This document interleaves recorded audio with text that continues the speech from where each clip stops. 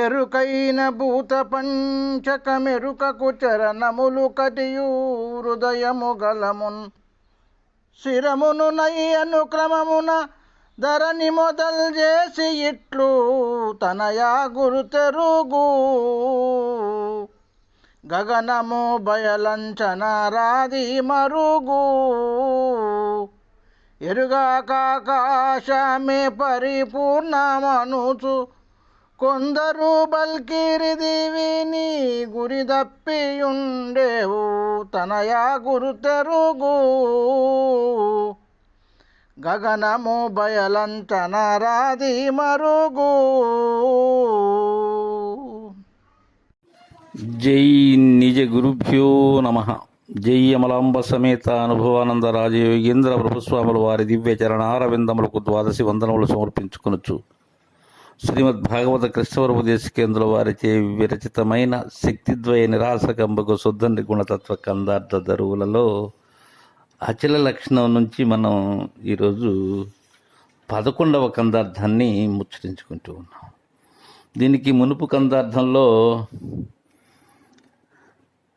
పుట్టుక చావులతో పెనబడి ఉండేటువంటి ఆ భ్రాంతి జన్యమైనటువంటి ఎరుకను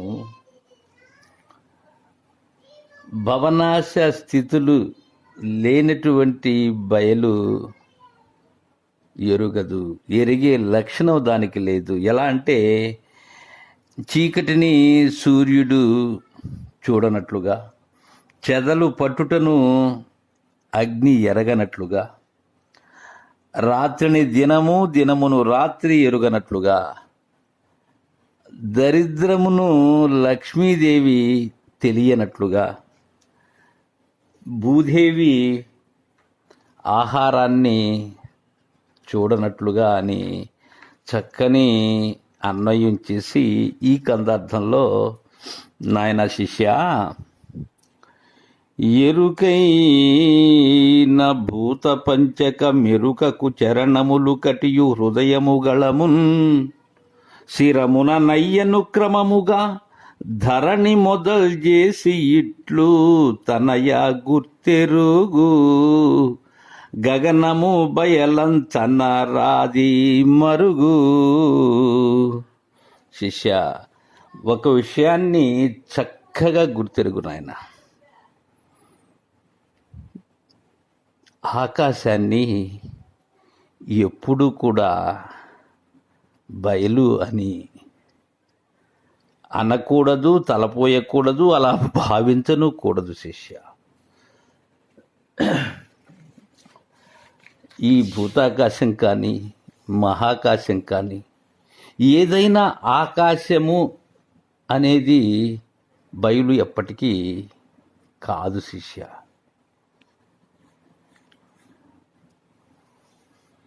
ఎలా అంటే జాగ్రత్తగా విను శిష్య. ఎరుకైన భూత పంచకము, గత కందార్థంలో చెప్పాను నాయన, ఆకాశాదిక భూత అనేకాత్మకమగుచు ఎరుక ఈ జగమయ్యన్నని. ఈ భూత పంచకం ఏది? ఎరుకే.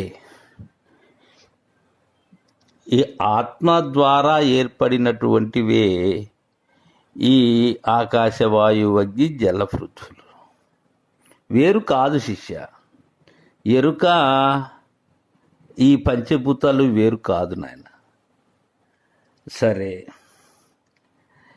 అవే ఎరుకకు చరణములు శిష్య. ఈ ఎరుక ఏదైతే ఉన్నదో, ఈ ఈశ్వర దేహం ఏదైతే ఉన్నదో, అంటే ఈ క్షేత్రజ్ఞుడు అని ఏదైతే అంటూ ఉన్నారో దానికి ఇవే ఏమైనాయి? చరణములు, కటి, హృదయము, గళము, శిరము అయ్యాయి. ఈ ఎరుకకే ఇవన్నీ కూడా అయింది. ఎరుక భూత పంచకము ఎరుకయే. ఈ ఎరుకకు ఇవన్నీ కూడా ఈ అవయవాలు ఏవేవి? శిరము, గళము, హృదయము, కటి, చరణములు. శిరమున నయ్యను క్రమముగా. ఇవి క్రమముగా అయ్యాయి అంటున్నారు కృష్ణోపదేశకేంద్రుల వారు. సక్రమముగా అయ్యాయి, ఒక నియతిగా అవుతూ ఉన్నాయి ఇవి. అయితే ఇవి యథార్థమా? కాదు, భ్రాంతి. ఎలా అయ్యాయి క్రమముగా చెప్తున్నారు. ఏ క్రమములో అయ్యాయో చెప్తున్నారు. ధరణి మొదలు చేసి, ధరణి అనేబడేటువంటి మొదటి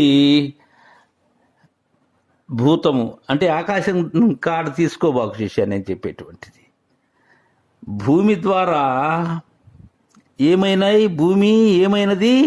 ఎరుకకు చరణములైంది శిష్య.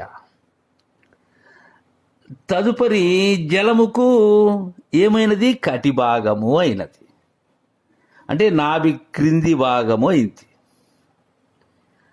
తరువాత అగ్ని కదా తరువాతది, దానికి ఏమైంది? హృదయము అయింది. వాయువుతో గళము అయింది, కంఠస్థానం. ఆకాశంతో శిరము అయింది, శిరస్సు. ఇవి పంచభూత స్థానములు శిష్య. ఇవి ఎరుకకు ఈ విధంగా ఈ స్థానములు అనేటివి ఉన్నాయి నాయన.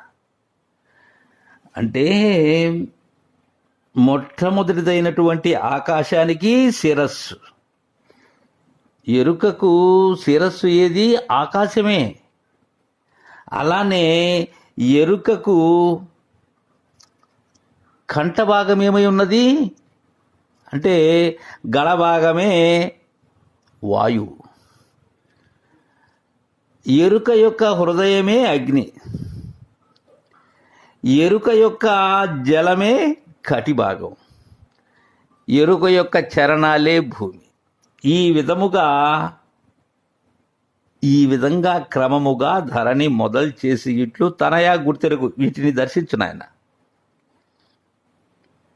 నేను తెలియజేస్తూ ఉన్నాను కదా, ఏ భూతము ఎక్కడ ఉన్నదో అలా గుర్తెరుగు శిష్య.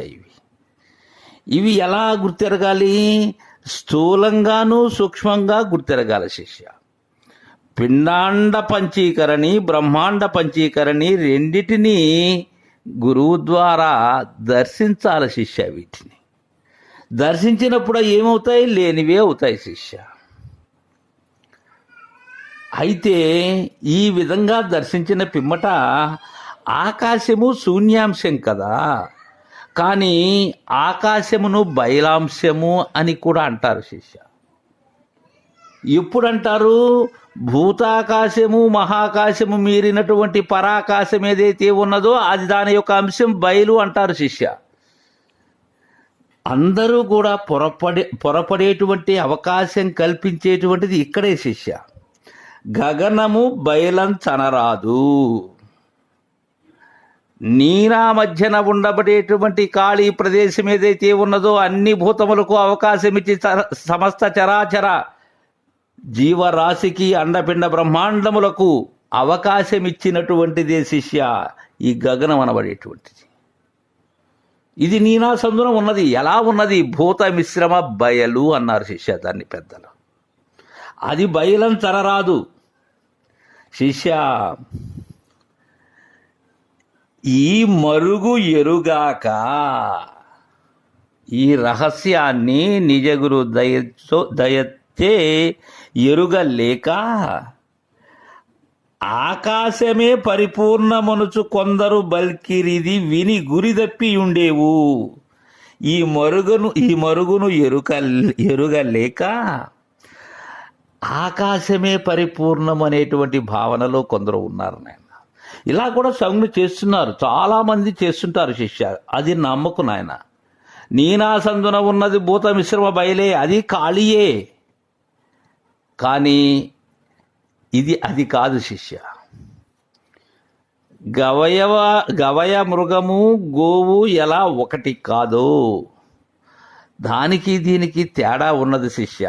తేడా గుర్తెరిగినటువంటి మహనీయులకు తెలుసు శిష్య. అది అలా నీవెప్పుడు కూడా ఈ మరుగు ఎరుగక ఆకాశమే పరిపూర్ణమనుచు కొందరు బల్కిరి. ఆ విధంగా పలికారు నాయన. ఇది విని గురు చెప్పి ఉండేవు, దాన్ని వినిగాన నీవు నేను తెలియజేసినటువంటి సౌమ్యం ఉన్నది చూడు శిష్య, అది ఇవి ఏవి కానటువంటిది నాయన. అది ఎలాంటిది? ఈ అవకాశం ఇచ్చేటువంటిది కాదు, ఈ తన్మాత్రలతో కూడినటువంటిది కాదు, తన్మాత్రలచే ఎరగబడేటువంటిది కాదు. ఒక్క మాటలో చెప్పాలంటే, ఒక్క మాటలో దర్శింప చేయాలి అంటే అది ఏమీ లేనిది శిష్య. అది దానిని దర్శించిన పిమ్మట ఇది లేనిదే శిష్య. ఇది దానిని దర్శించినప్పుడే ఇది లేదు నాయన. అలా తెలుసుకోవాలి శిష్య దీన్ని, అలా గురువు ద్వారా గ్రహించాలి నాయన దీన్ని. అందుకే తనయా గుర్తెరుగు గగనము బయలంచనరాదు. ఈ మరుగెరుగక చాలామంది దానినే పరిపూర్ణమని, ఆ భూత మిశ్రమ బయలునే పరిపూర్ణముగా సౌమ్య చేసేటువంటి వారు ఉన్నారు శిష్య. కానీ అది కాదు నాయన అని మనకు భాగవత కృష్ణోపదేశకేంద్రుల వారు బయలాంశమైనటువంటి పరాకాశం ఏదైతే ఉన్నదో దానికి యథార్థమైనటువంటి పరిపూర్ణమునకు కల వ్యత్యాసం, అంటే ఇక్కడ వ్యత్యాసమని కూడా అనరాదు. ఒకటి లేనిది షోడశి, ఎప్పుడూ ఉన్నది ద్వాదశి. కానీ షోడశి అయినటువంటి దానిని ద్వాదశిగా భ్రాంతి ఏనాడు చెందకు అని తెలియజేస్తూ ఉన్నారు కృష్ణోపదేశకేంద్రుల వారు. కావున అందరూ కూడా 42వ కందార్థ విచారణ అందుకుంటారని కోరుకుంటూ కందార్థాన్ని ముగిస్తున్నాను. జై గురుదేవా.